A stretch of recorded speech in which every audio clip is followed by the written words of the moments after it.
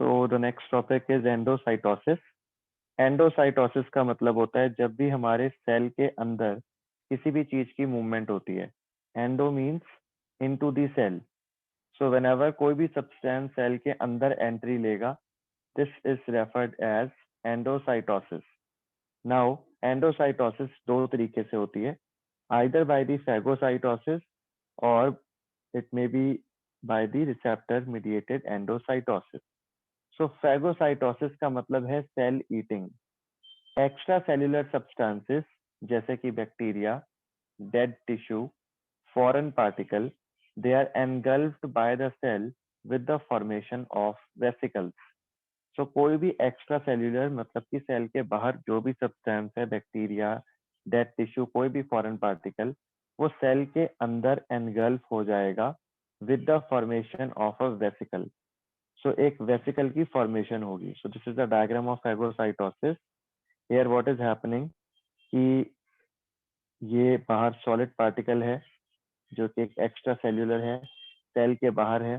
This is the plasma membrane of the cell and this plasma membrane it regenerates its structure. अपने structure को इस तरीके से arrange कर लेगी ये कि एक वेसिकल की फॉर्मेशन हो जाए।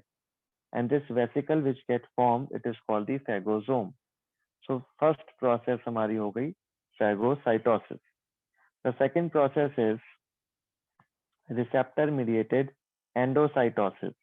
Now what do we mean by receptor mediated? Receptor mediated के नाम से पता चल रहा है कि एंडोसाइटोसिस हो रही है, सेल के अंदर कोई चीज जा रही है, लेकिन सेल के अंदर एंट्री लेने से पहले उसको रिसेप्टर के साथ जोड़ना पड़ेगा। एक रिसेप्टर का रोल आ रहा है। The material to be transported first bind to a receptor. तो जो भी मटेरियल है जिसने सेल के अंदर जाना है, सबसे पहले वो बाइंड करेगा एक रिसेप्टर के साथ, and then the receptor substance complex is ingested by endocytosis. तो सबसे पहले लेट अस कंसीडर हियर कि इस तरीके से मेरे पास एक सेल मेम्ब्रेन है। इस सेल मेम्ब्रेन के ऊपर I have receptors, so these are the receptors. और कोई भी फॉरेन पार्टिकल है ये ब्लू कलर का जिसने की सेल के अंदर जाना है। सो अंदर डायरेक्टली जाने के लिए ये क्या करेगा, पहले ये सब्सटेंस हमारे रिसेप्टर के साथ एक कॉम्प्लेक्स बना लेगा, मतलब ये बाइंड कर जाएगा रिसेप्टर के साथ। If this is the receptor, the substance will come, they come here, join with these, binds with the receptor, and then they form receptor substance complex. अब ये रिसेप्टर सब्सटेंस कॉम्प्लेक्स हमारा directly अंदर जाएगा cell के। सो this is the diagram of the receptor mediated endocytosis, that there are the receptors on the cell membrane, there is a coated pit, and then there is a coated vesicle which gets engulfed into the cell. That means it gets endocytosed. So the next topic is diffusion across the cell membrane. All of us know about diffusion from the past classes from our high school. The cell membrane is selectively permeable structure. इसका मतलब है कि जो आपकी cell membrane है वो selectively permeable है, मतलब कुछ सब्सटेंसेस के लिए परमिशन देती है कि हाँ वो इधर से दूसरी साइड पर जा सकते हैं या अंदर से बाहर की तरफ मूव कर सकते हैं। So it is selectively permeable structure, and we all know according to the fluid mosaic model कि जो आपकी सेल मेम्ब्रेन है, it is a lipid bilayer, allow only lipid soluble substances to pass through. So हमारी जो cell membrane है, it is the lipid bilayer. इस तरीके से लिपिड की बायलेयर होती है उसके अंदर, और हमें पता है कि ये उन्हीं चीजों को अलाउ करती है इधर से उधर मूव करना जो कि लिपिड सोल्यूबल है। Membrane is polarised being negative inside as compare to the outside which influence the movement of ion. So we know ions जो है वो इलेक्ट्रिकल स्पीशीज हैं, positive ion, cations, anions are there. So अगर कोई area positive है तो वहां पर आपके अनायंस मूव करेंगे, और अगर कोई एरिया आपका नेगेटिव है वहां पर आपके कैटायंस मूव करेंगे। तो ये क्यों हुआ, ये मूवमेंट कब होगी, जब आपके चार्ज के अंदर डिफरेंस होगा। मेम्ब्रेन के अंदर वाली side it should be negative, बाहर वाली साइड इट इज पॉजिटिव। सो एक इलेक्ट्रोकेमिकल ग्रेडियंट बन गया, डिफरेंस पैदा हो गया, आपकी मेम्ब्रेन पोलराइज्ड हो गई। ठीक है, so membrane is polarised being negative inside as compare to the outside. Diffusion, it is a process by which the molecules they move from the area of high concentration to the area of low concentration. So diffusion एक ऐसी passive process है. So what do we mean by the term passive process? That it means इसको कोई energy की requirement नहीं है, without energy expenditure काम हो रहा है। The molecules move from the area of high concentration से to the area of low concentration, molecules का फ्लो होना, पैसिवली फ्लो होना, this is called as diffusion. The cations move toward the negatively charged area because the cations are positive one, whereas the anions they move toward the positively charged area, it means the anions are the negative one. It is of two types. Now that the diffusion, it is of two types. It may be simple or it may be facilitated. Simple diffusion. It occurs because the heat content of the solution keeps the solvent and the solute particle of the solution in a constant motion. हम सबको अपनी 9th 10th science से पता है, 9th 10th की science से, कि जो भी मैटर होता है उसके जितने भी पार्टिकल्स होते हैं वो हर टाइम एक कांस्टेंट मोशन में होते हैं, हर टाइम उनके अंदर कुछ काइनेटिक एनर्जी होती है, आपके particles to and fro motion हमेशा शो करते रहते हैं। सो यहाँ पर भी यही चीज बताइए कि सिंपल डिफ्यूजन जो है वो क्यों हुई। सिंपल डिफ्यूजन का मतलब ये है यहाँ पर कि अगर इस तरीके से मेरे पास एक बहुत बड़ी सी मेम्ब्रेन है और उस मेम्ब्रेन से मैंने इस साइड पे मूवमेंट करवानी है, तो वो क्यों हुई? वो इसलिए हुई कि मेरे इस साइड वाले जो पार्टिकल्स थे वो कॉन्टिन्यूसली मूव कर रहे थे, कॉन्टिन्यूसली मूव कर रहे थे क्योंकि उनकी ये प्रॉपर्टी है, पार्टिकल्स जो है वो तो मूव करते रहते हैं, इसीलिए धीरे धीरे क्या होगा कि ये इस साइड पर मूव करने लग जाएंगे।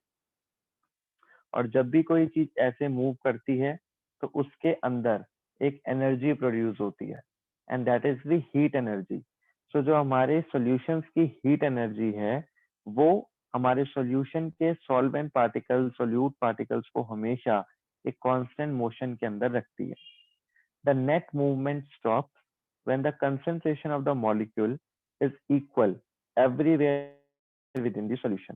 सो ये जो मूवमेंट है, मतलब कि ये जो डिफ्यूजन की प्रॉपर्टी, जो डिफ्यूजन है, पैसिव मूवमेंट है from the area of the high concentration to the area of the low concentration, ये कब रुकेगी?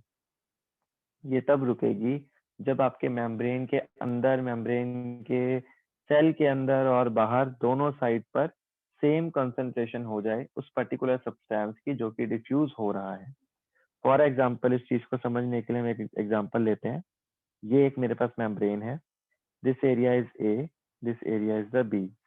ए के अंदर I have this much particles and B के अंदर I have this much particles.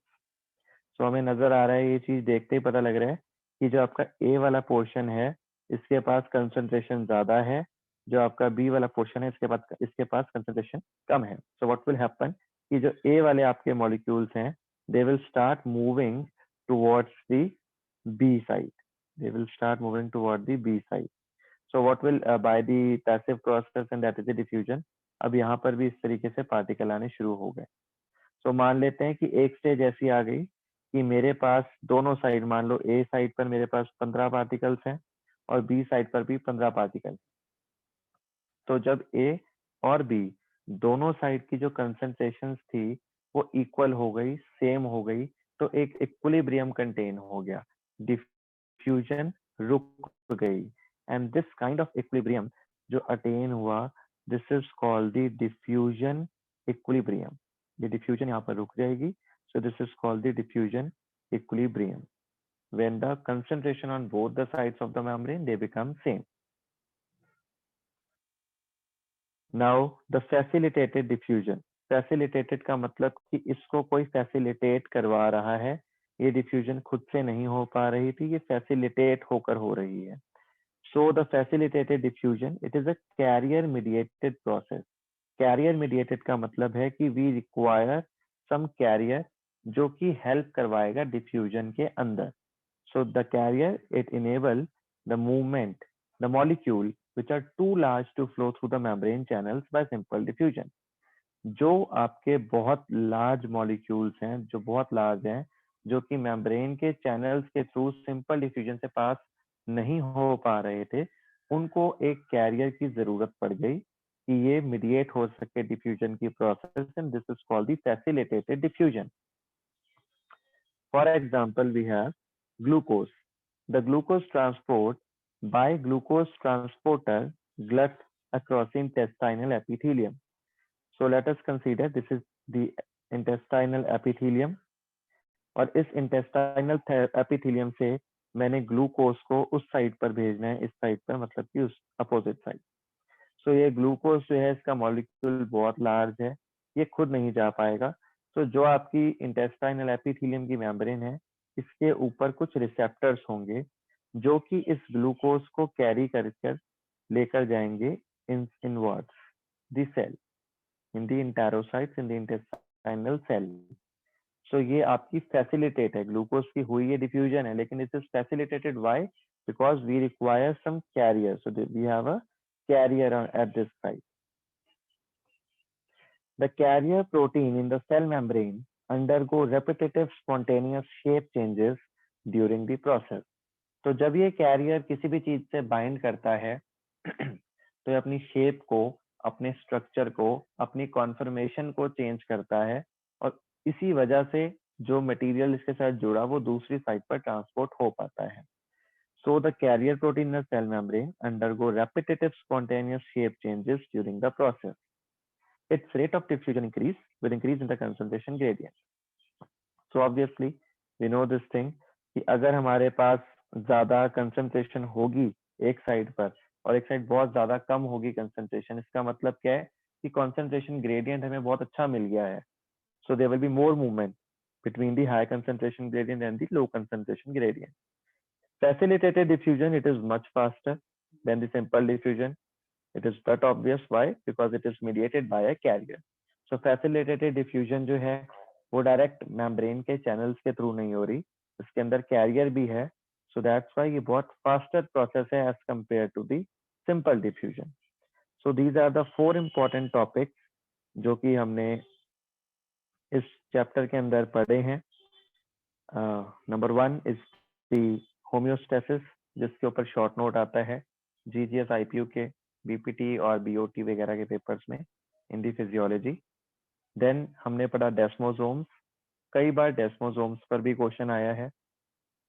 Then we have the diffusion across the cell membrane and the endocytosis. तो ये 4 topics पे ज्यादा क्वेश्चंस पूछे जाते हैं at the BPT level of GGS IPU, and all the data on your slides, they are taken from the BDS book AK Jain. So this is all about the general physiology. In the next lecture we will start the next unit of physiology, that is blood. Thank you.